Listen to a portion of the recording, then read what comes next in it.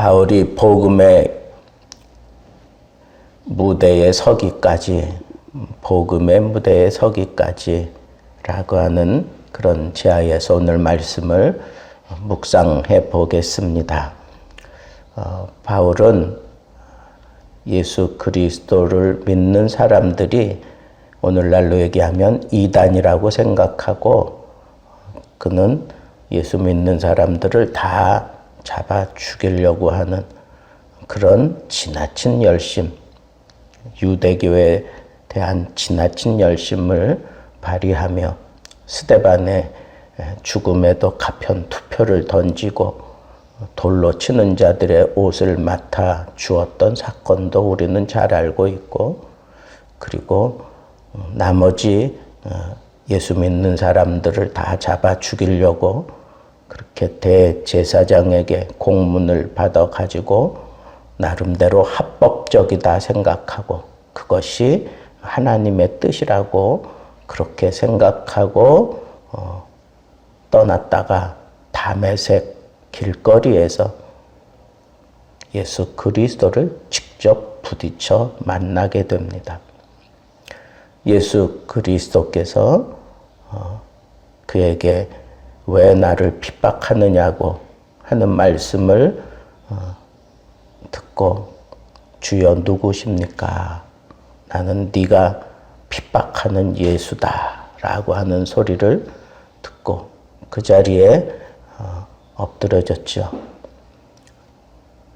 눈을 뜰 수가 없었고 3일 동안 금식하는 중에 하나님의 사자가 와서 그에게 안수 기도하면서 성령으로 너를 충만하게 하신다 하는 그런 선언을 듣고 나서야 그 눈에서 비늘 같은 것이 떨어졌습니다.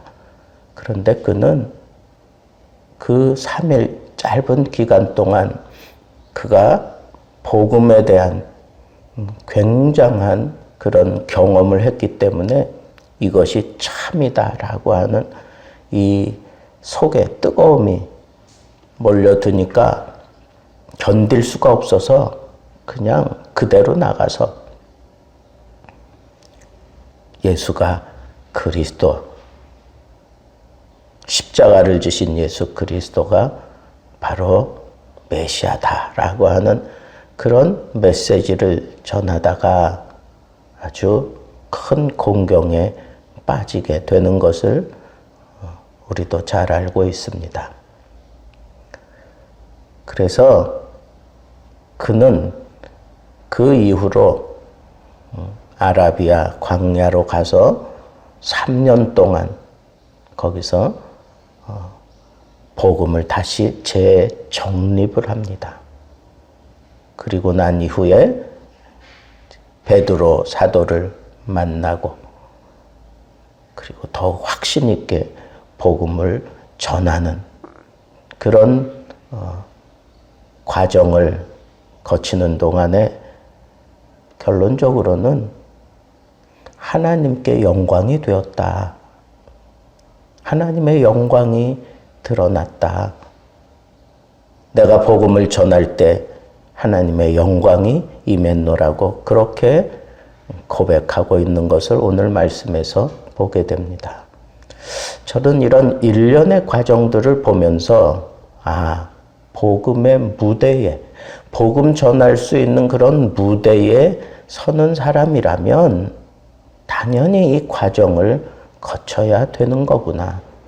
바울처럼 그렇게 복음의 반대편에 아주 심각한 그런 열심을 보이면서 반대편에서 핍박하던 그런 자도 마찬가지고, 아니면 뭐 그렇게 반대하고 그러지 않았을지라도 복음의 무대에 서기까지는 일련의 과정이 반드시 있을 수밖에 없다 하는 그 사실을 자연스럽게 생각하게 됩니다. 그 과정의 첫 번째는 뭐냐? 예수 그리스도와 직접적인 만남이 있어야 한다는 거예요. 직접적인 만남. 그냥 머리로 이해되어진 복음을 전하는 사람들하고 달라요. 직접적인 예수 그리스도를 체험한 사람하고 그런 체험이 없이 자기 머리로 터득한, 그리고 누구에게 배워서 나름대로 깨달아진 그런 복음을 가지고 얼마든지 전할 수 있어요. 그렇지만 결과는 다릅니다.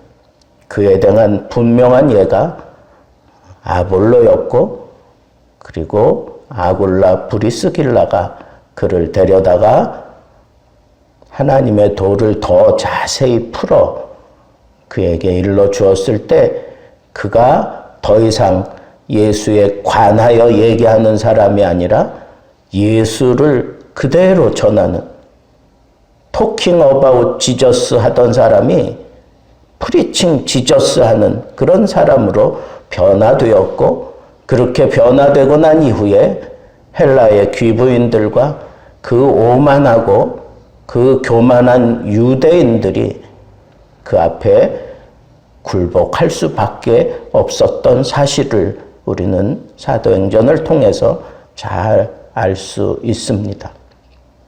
여러분, 누가 복음의 무대에 설 수 있는 겁니까? 이 복음의 무대에서 제대로 사역할 수 있는 겁니까? 무엇보다도 예수 그리스도와 직접적인 부딪힘과 만남과 경험이 있어야 하는 겁니다.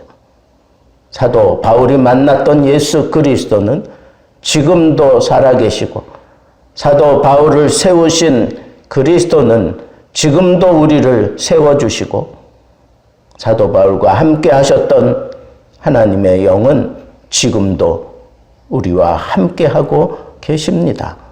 이건 동일한 과정을 통해서, 동일한 그런 사역을 통해서 복음 전하는 자가 반드시 경험해야만 되는 그런 첫 번째 과정입니다. 그런데 많은 사람들이 그리스도를 만나지도 못한 채로, 그리스도를 직접 경험해 보지도 못한 채로 복음에 대해서 많이 아는 것처럼, 그리고 나름대로 터득된 것을 가지고 얘기하면서 사람들의 비유를 맞춰가면서 복음을 전하니까 사람들을 기쁘게 하는 복음은 될 수 있을런지 몰라도 하나님을 기쁘게 하는 복음을 전할 수는 없었던 겁니다. 지금도 마찬가지입니다. 그리고 그렇게 곁길로 흘러 들어간 복음은 다른 복음이 되고 마는 겁니다. 두 번째로 우리가 생각해야 될 것은, 이전에 내가 유대교에 몸담고 있을 때 지나친 열심을, 율법에 지나친 열심을 내고 조상들의 전통에 지나친 열심을 믿고 지나친 열심을 내면서 그는 이 복음 앞에 부끄러울 수밖에 없는 그런 순간을 맞이했습니다. 예수 그리스도를 만나는 그 순간 그는 아무것도 볼 수 없는 그런 소경이었던 것을 그는 몸으로 체득할 수밖에 없었습니다. 예수 그리스도를 만난다고 하는 것은 예수 그리스도가 그의 주인이 되는 겁니다. 그 인생의 주인이 되는 거고, 그 생명의 주인이 되는 거고, 그 삶의 주인이 되는 겁니다. 예수 그리스도가 주인이지 않은 사람들은 감히 이 하나님의 말씀을 증거하고 전하려고 할 때 그는 소경과 같은 입장이 되고 마는 거기 때문에 부끄러움에 빠질 수밖에 없다고 하는 이 사실을 사도 바울이 직접 자기 입으로 고백하고 있습니다. 전통에 대한 내가 자부심을 가질 만한 그가 가지고 있었던 그 지나친 열심, 지나친 그런 배경, 지나치게 믿고 있었던 이 모든 것들이 그를 멀게 하는, 그를 소경으로 만드는 그러한 것이라고 하는 사실을 우리는 오늘 이 말씀을 통해서 깨닫게 됩니다. 여러분, 이 복음을 전할 때, 찬양을 할 때에도, 설교를 할 때에도 우리가 헌신을 하고 봉사하고 선교를 하고 전도할 때 이게 다 복음을 전하는 그런 모습이라면 이 복음을 전할 때 그 속에 아무것도 없어야 돼요. 그저 내가 믿는 것은 예수 그리스도만 내 마음의 왕자에 있으면 되는 거예요. 내가 어디서 배웠고, 내가 어디서 기술을 습득했고, 내가 어떤 많은 사람들을 가르치고 있고, 이런 것들이 배경이 되어서는 안 돼요. 내가 복음 앞에 당당하고 복음 앞에 두 눈 똑똑히 뜨고 감당하는 모습은 아무것도 없어야 되는 거예요. 아무것도, 내 속에 아무것도 없어야 돼요. 오직 예수 그리스도만 계시면 되는 거예요. 날 위해 피 흘려 죽으신 예수 그리스도의 사랑이 나를 지배하면 되는 거예요. 그 앞에 나는 그냥 아무것도 없는 존재예요. 그럴 때 복음이 복음으로 역사하게 되는 거예요. 성령께서 그 비워진 그 마음의 상태를 붙들고 정령 복음이 복음되게 역사하신다 말입니다. 셋째로, 바울이 복음의 무대에 서기까지 그를 택하시고 부르셨다라고 하는 그런 사명이 그에게 생겼습니다. 그래서 이렇게 얘기합니다. 나를 택정하시고 그의 은혜로 나를 부르시니가 그의 아들을 이방에 전하기 위하여 그를 내 속에 나타내시기를 기뻐하셨을 때에. 여러분, 바울은 분명하게 어떤 그런 소명이 있었어요. 그리스도를 만나는 그 순간 그에 대한 분명한 소명이 있습니다. 사명이 있었습니다. 아나니아가 와서 그렇게 성령으로 충만하게 하신다는 그런 선언을 하고, 그리고 아나니아에게 하나님이 분명히 내가 이방의 복음을 전하기 위한 나의 그릇이다 라고 그렇게 얘기하면서 주저하는 그 아나니아를 보냈던 것, 이런 얘기들이 아나니아와 바울과 그 사이에서 충분히 다 대화가 되고 검증되지 않았겠습니까? 그런 것들을 통해서 나를 통해서 복음을 증거하시려고 하는데 그 대상들이 이방인이구나 라고 하는 그 사실, 그 사명을 분명하게 붙들었어요. 여러분, 바울이 복음의 무대에 서기까지 그냥 선 게 아니에요.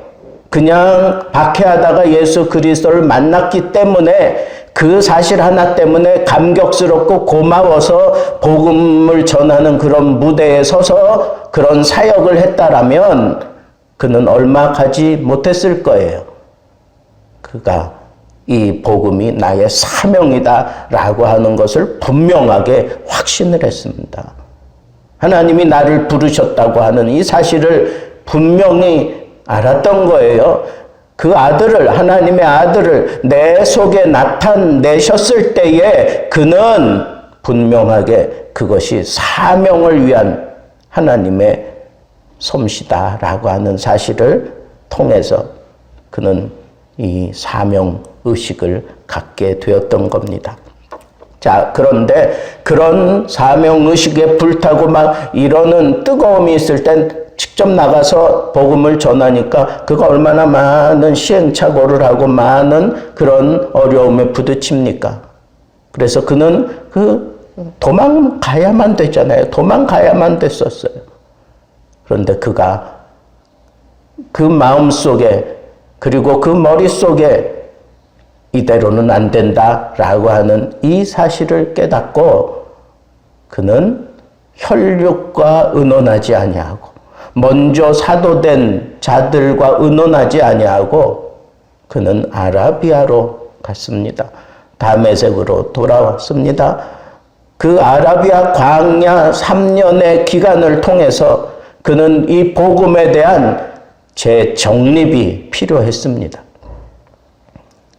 여러분, 그가 복음을 직접 전할 때 부딪혔던 것이 그가 육신적으로 겪은 대가라면 아라비아 광야 3년 동안에 아무도 없이 홀로 그곳에서 하나님과 이 복음을 새로 정립하는 그 기간은 그가 영으로 겪어야만 됐던 그런 과정이었습니다. 대가를 치르지 아니하고 복음을 전할 수는 없습니다. 복음에 대한 확실한 그런 사상이 생기고 그리고 정립이 되기까지 사도 바울 같은 사람도 유대교에 아주 출중했던 하나님의 말씀에 확실한 그런 배움을 가지고 있었던 그 당시 최고의 학부인 가말리엘 문화생으로서 그가 유학까지 와서 제대로 공부한 그 학자가 이 복음에 대한 정립하는 시간을 3년이나 가졌어요. 3년. 그가 영적으로 주님 앞에 새롭게 정리하기까지 치러야 될 그런 시간이었고 고통이었고 그가 잘못된 그런 하나님에 대한 의식, 율법에 대한 의식, 복음에 대한 의식을 정립하는 동안 그가 그 잘못을 깨닫고 얼마나 많이 마음 아파하며 회개했을까요? 그가 하나님 앞에 이렇게 막 설쳤던 때 그때 얼마나 부끄러움을 느꼈을까요? 그가 하나님 앞에 정말 새롭게 정립되기까지 영적으로 그가 견뎌야 됐던 그런 아픔과 그런 대가는 이루 말할 수 없이 깊은 고뇌와 아픔을 경험하게 했을 것이 분명합니다. 이런 과정도 없이 복음을 전하기 위해 무대에 뛰어든다고요? 그러니까 다 가짜 복음, 다른 복음을 전하는 사람들로 전락되고 마는 겁니다. 영으로 시작해서 육체로 마치는 사람들이 이런 대가를 치르지 않고 복음의 무대에 뛰어들었기 때문에 그런 겁니다. 제대로 배워야 됩니다. 제대로 경험해야 됩니다. 제대로 정립해야 됩니다. 그래야 복음이 복음으로 복음답게 복음의 영광을 드러내는 그러한 도구로 쓰임받을 수 있는 겁니다. 혈육과 의논하지 않았어요. 그리고 먼저 복음 사역하고 있는 그 유명한 사도들을 찾아가지 않았습니다. 자기가 먼저 정립되기까지는 그 누구도 만나지 않았습니다. 새롭게 정립하는 시간을 가졌기 때문에 그가 신약 성경에 반 이상을 기록한 사람이 되었던 것 아닙니까? 그리고 그 후 3년 만에 내가 게바를 방문했다 그런 거 보니까 게바는 베드로잖아요. 왜? 복음에 대한 정립이 끝났어요. 그리고 난 다음에 내가 깨달아진 이 복음이 과연 베드로와 다른 사도들과 무엇이 다른가 하는 것을 비교 검토하기 위해서 그 복음에 대한 확신이 더 확증을 갖기 위해서 시험 점검해 보려고 바울이 얼마나 치밀하게 이 복음에 대해서 그렇게 다루어 왔는지 우리는 이 사실을 통해서 또 깨달을 수 있습니다. 그런데 그것이 자기가 깨달은 이 복음이 확실하다라고 느끼는 것은 15일이면 끝났습니다.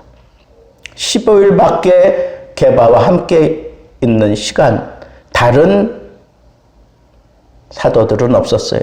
예수님의 동생 야고보와 함께 시간들을 보낸 그거 외에는 없다 그랬어요. 그런데 정립이 분명히 잘 됐다라고 하는 것을 그렇게 확증하는데 15일 그것만 충분했어요. 그러면 상대적으로 3년 동안 홀로 아라비아 광야에서 그가 하나님 앞에 이 복음으로 다시 무장되기까지 그가 얼마나 많은 아주 치밀한 그런 영적인 그런 싸움을 해가면서 정립했을까? 홀로 하나님의 영과 대면하고 홀로 하나님과 대면하면서 그가 쌓아온 이 복음이 얼마나 그를 확실하게 복음의 사람으로 만들어 놓았을까? 우리는 생각해 볼 수 있어야 합니다. 그리고 이렇게 고백합니다. 내가 너희에게 쓰는 것은 하나님 앞에서 거짓말이 아니다. 이건 뭐예요? 이제 검증도 마쳤고 내가 이 복음을 전하는 그런 때마다 하나님의 영이 자기와 함께하고 이 복음으로 말미암아 나타날 그런 모든 그런 확증들, 그런 열매들을 분명하게 다 체득해 가면서 갈라디아 교회를 세우고 갈라디아 교회를 위하여 이렇게 편지를 쓰고 그러면서 이 자기에 대한 오해를 풀어내려고 하는 이런 모습들을 보잖아요. 거짓말이 아니다라고 하는 이 표현을 왜 했겠습니까? 봐라 이거예요. 봐라. 이 복음으로 말미암아 나타나는 이 모든 사실을 열매들을 보라는 거예요. 숨길 수 없다는 거예요. 복음으로 말미암아 내가 내 이득을 취하려고 하고 내가 이 복음 앞에 부끄러운 짓을 하고 있다면 이런 열매는 나타날 수 없다는 거예요. 그리고 이런 확실한 복음의 그런 놀라운 영광과 복음의 놀라운 그런 일들이 일어날 수는 없다는 거지요. 그 예로 그는 그런 얘기를 했어요. 이전에 복음을 반대하던 사람이 이제는 복음을 전하는 사람이 되었다. 그 사실 하나만 가지고도 많은 사람들이 하나님께 영광을 돌리지 않느냐 하는 그런 얘기를 하고 있습니다. 여러분, 복음에 대한 확증을 하려면 내가 이 복음의 무대에서 전하는 그것이 나에게 되돌아올 때 하나님께 영광이 되어야 합니다.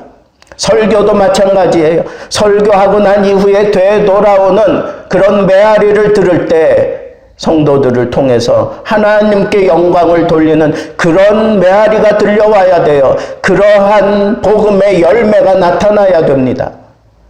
확증하고 경험하면서 시행착오를 겪어가면서 어떻게 해서든지 복음의 영광을 드러내고야 마시는 하나님께서 성령을 통하여 많은 열매들을 거두게 하시는 살아있는 이 복음을 나는 확신한다. 나는 너희들에게 당당하게 얘기한다.